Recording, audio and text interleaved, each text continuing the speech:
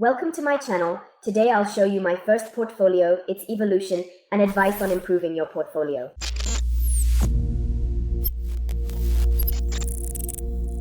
As a beginner designer, I made a mistake. I showed as many works as possible in various design fields in my portfolio, and it seemed to me that this would make me more attractive in the eyes of a future employer. In fact, over time I realized that a portfolio should be perceived in the form of a certain letter. So you have a width, a sphere of design, for example, UX, UI, graphic design, and iconography that you want to engage in. And you possess depth.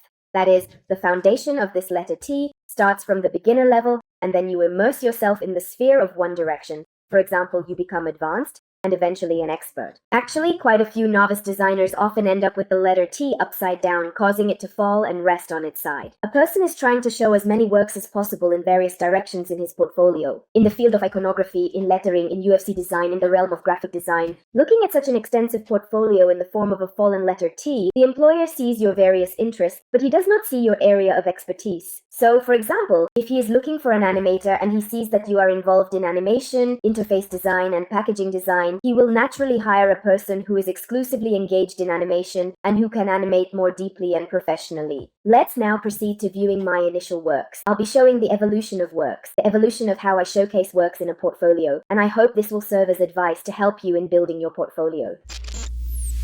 As I have already stated, at the outset of my professional journey, I endeavored to grasp as many opportunities as I could. And after I completed university, we undertook different illustration projects in that location. And for some reason, without knowing why, I decided that it was such a cool thing, and I definitely needed to show all my illustrations, whatever they were. To me, they appear entirely unprofessional at this moment, but for some unknown reason, I included all of my work in my portfolio. I initially applied for a graphic designer position, so I believed it would in some way demonstrate that I possess expertise in this field, and simultaneously highlight my artistic and design abilities. Then somehow I decided that I want to go into illustration. I started illustrating in Photoshop. This is my work that I did using Photoshop. My friends requested me to create a poster. So you observe my initial error. And by the way, this is a mistake made by a significant number of novice designers whom I have spoken to. They commence to disperse. Consequently, they carry out web design, graphic design, logos, interior design, branding, as well as marketing and advertising. That is, it is scattered to such an extent that they have neither the chance nor the strength to focus on any one task. Actually, I believe this is a very significant mistake. Even for yourself, you cannot determine what you like the most. For my initial job as a designer, I was employed as a graphic designer at Montblanc, where I created a catalog spread for Montblanc that was highly impactful. Actually, I was extremely fortunate at that time. I believe not all designers are as fortunate, because this company possessed numerous high-quality photos, high-quality images of the product. And in fact, when there's high-quality visualization of photos or illustrations, it greatly enhances the level of your work. Even if the layout, graphic design is so-so, but if you add very high-quality images, they will visually enhance the work itself. In addition to my initial employment, I also had a part-time position without compensation as a volunteer, and subsequently worked for the minimum wage in a tree conservation movement in Kazakhstan.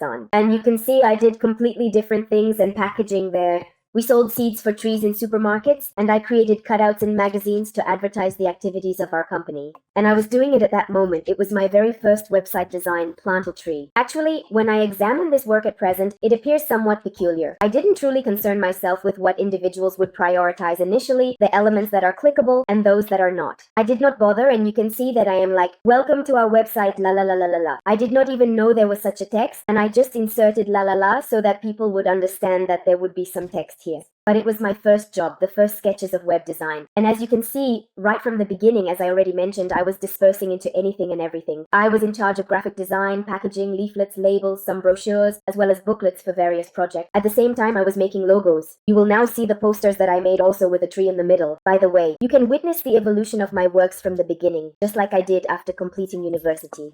Here are my works. How yellow they are. Such poor quality, it seems to me, not accentuated. And this work, which already appears to be 3 years after its activity with the last tree, I started to distribute some text more clearly to see what is more readable, what to focus on. I enlarged what is not very important. I made smaller in order to assess the readability and prioritize the content for better user experience. Then I took part in social and environmental competitions where I showcased posters on the importance of using eco-friendly modes of transportation, mountain waste management, and related topics. These experiences were gained through my volunteer work. Although the compensation was not substantial, It greatly contributed to my professional growth and skill enhancement due to the significant workload and diverse range of tasks involved.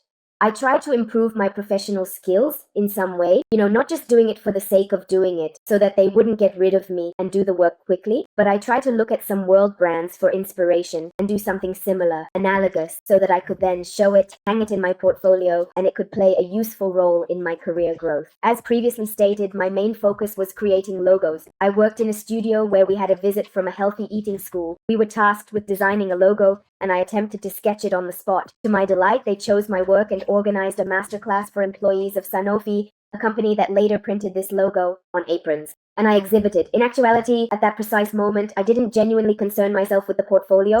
I never thought that I would show it so that it looked clear and beautiful. And I didn't bother. I didn't even ask how the event went. And if the event photos essentially, I could have gathered all I had then and just put it in a portfolio. I did not bother. I simply performed the next task, and like a star, I completely forgot about what I had done before. In fact, it is very important to collect everything you do at the moment. Put it in folders, and it will greatly help you when you make a portfolio. I have more frightening jobs, but I couldn't locate them because I committed another error as a designer. I neglected to publish anything on the internet. For some reason, I thought it was such a secret to show my portfolio, and I made it in PDF, and they were such ugly PDFs on 1A4, one and all, no texts, no explanations, who I worked for on this project, what exactly I did on this project, whether it's a real project or my own website project. I believe that if you are a novice designer, simply open Behance and Dribbble, observe what you find most appealing, and then share your own work. On the one hand, you will have an online portfolio that you will never lose. It will never be erased from some computer disk. On the other hand, expensive designers will be able to comment. If they like your work, they will write that they like it. If they dislike it, they'll write that.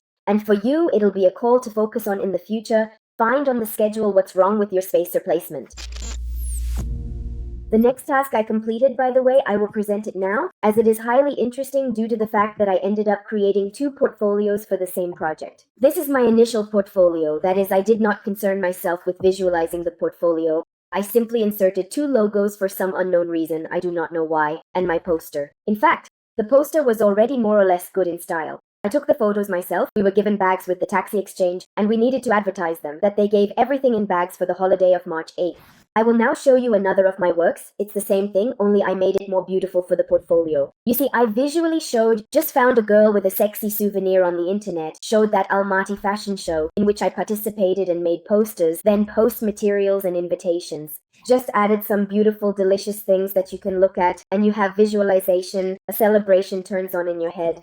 And here you go, the identical poster. I simply positioned it on a charming pink background, such a well-organized, costly paper, and the way it rests on the table, I genuinely just enhanced my work. This is also a very important step, to be able to showcase your portfolio in the best way. Perhaps you possess an exceptionally stunning poster, yet you neglected to display it, as I did in the PDF at the center. You failed to emphasize any exquisite elements on the background or illuminate them prior to this project. What will I showcase? This has a significant impact on the overall visualization and perception of your work. If you don't present it very nicely, then how will you work in the future, huh? You show your work to the client, you show it randomly, the client immediately sees your attitude towards this work. This was my first portfolio and the evolution of my portfolio. I hope you found it interesting. My advice will help you in preparing your portfolio.